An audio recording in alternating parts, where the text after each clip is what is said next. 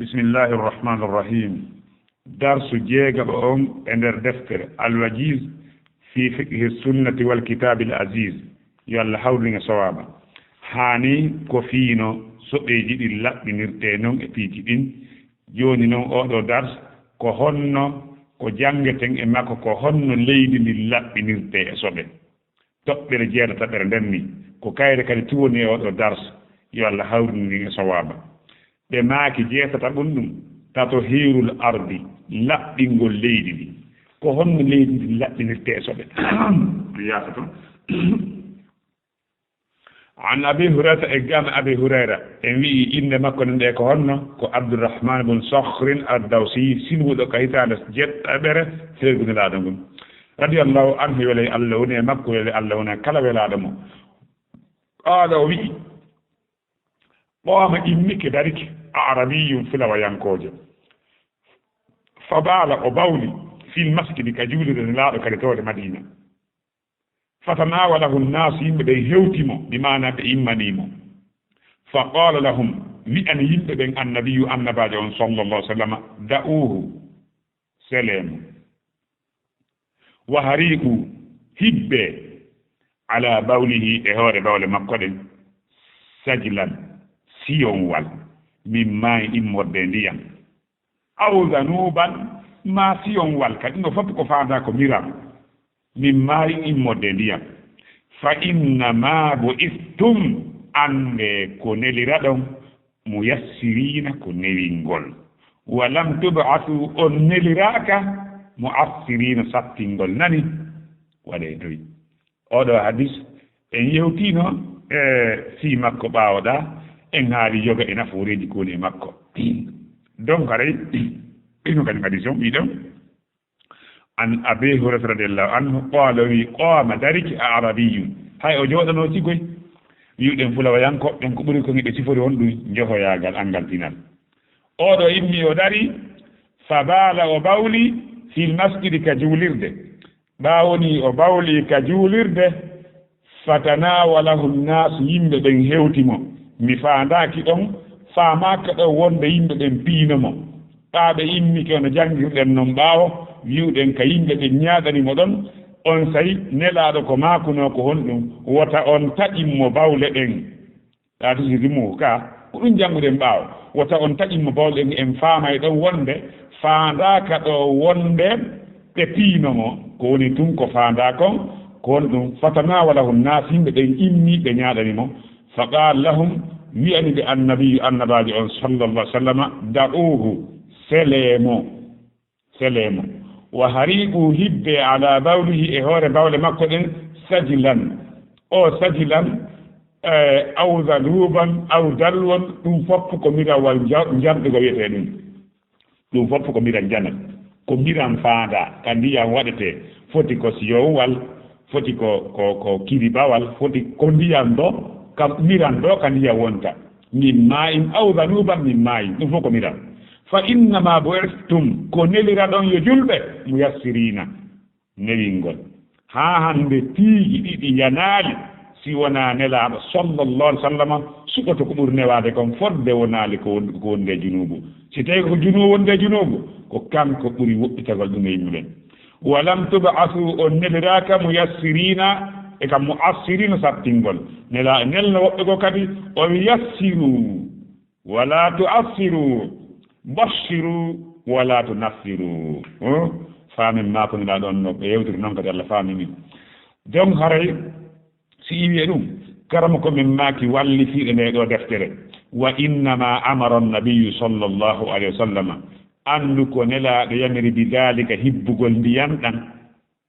ko nelaaɗo yamiri hibbugol ndiyan ɗan istijalan ko ka hittingol e tate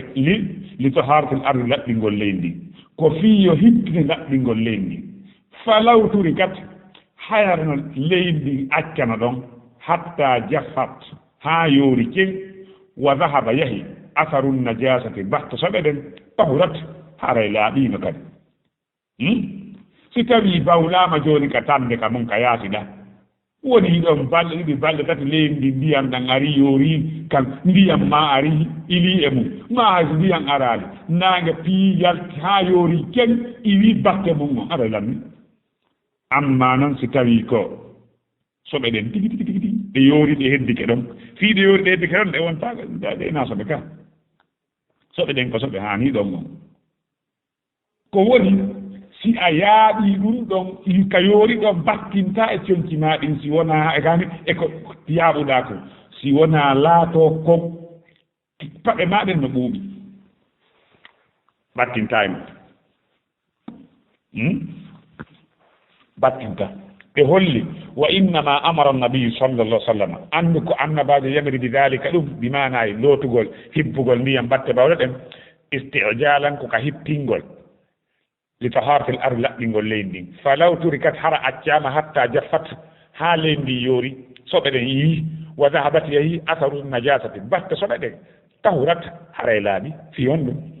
li hadith ibnu umara sabu hadith mo ibnu umar filli on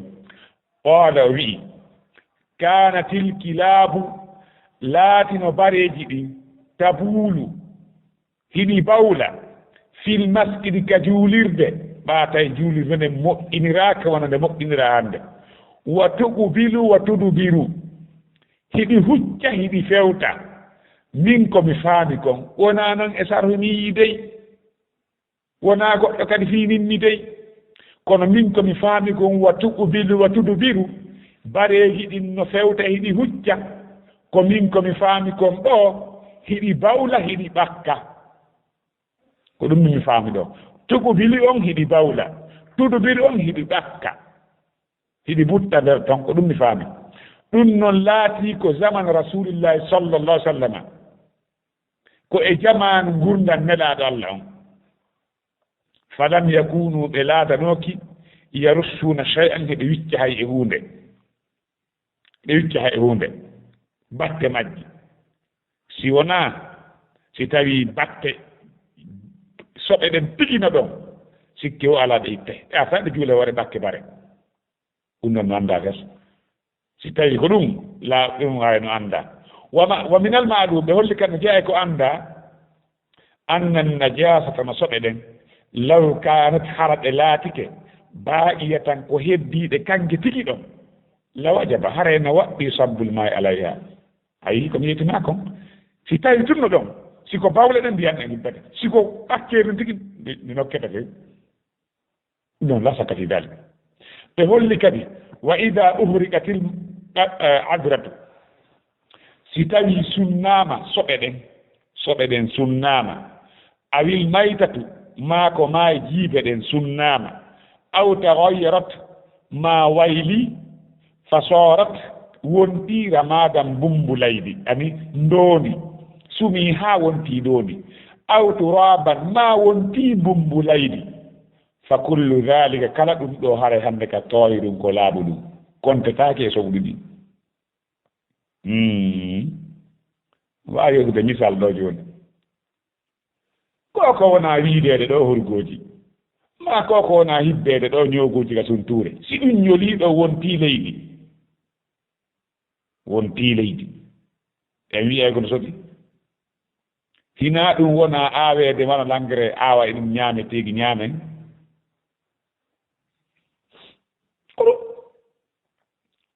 wa ida uhriqatil adratu si tawi sunnaama soɓe ɗen tigi resa awil maytatu ma jiibe on sunnaama aw tagayyarat ma wayli fa sooratu wontiira maɗan ndondi aw turaban ma wontii mbombulayde fa kullu dalika tahirun burhanu dalika dalilu ɗum on wonde haray laaɓi anna al ahkama no ñaawooje ɗen innama hiya anndu no ñaawooje ɗen ala ma hakama allahu ta'ala biha ko e hoore konko Allah ñaawi e mu'um fiihi e mu'um ko Allah ñaawiri kon e mu'um alaa ko e hoore ma hakama allahu ta'ala biha ko konko Allah ñaawiri ɗum fiihi e mu'um mimma yaqa'u alayhi konko janata e hoore mum dhalika al ismu nden inde Allah ɗi nden khatabana allahu azza wa jalla nde Allah yewti en si Allah yewti en o wi'i soɓe ko soɓe ɗen harmi wona ndoni ɗi wona mbumbulaydi si Allah yi mayta ko mayta on harmi wona mbumbulaydi wona ndoni ɓe wi'i fa ida sakata